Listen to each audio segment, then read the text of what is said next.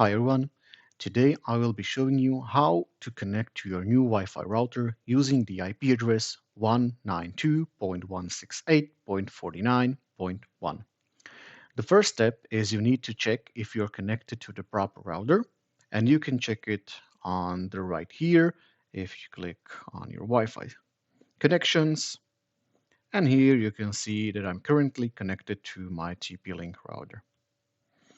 Now you can go to the search bar here on the left and type in CMD, which stands for Command Prompt, and press Enter.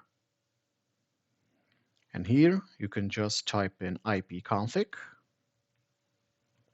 and press Enter. Under the default gateway, you can see your router's IP address. You can now just copy it, press Ctrl C, open any kind of web browser. In my case, it's Microsoft Edge. And here in the address bar, just paste the IP address and press Enter.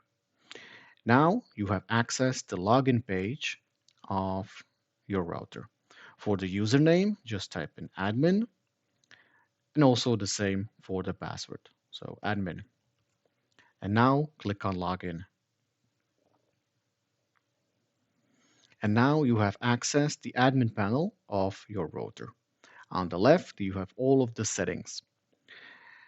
For example, if you want to change the IP address of your router, in any case, you can click on network and then click on LAN.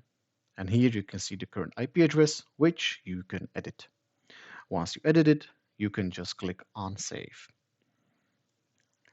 Once all of the changes are done, you can just log out from the admin panel right here on the left.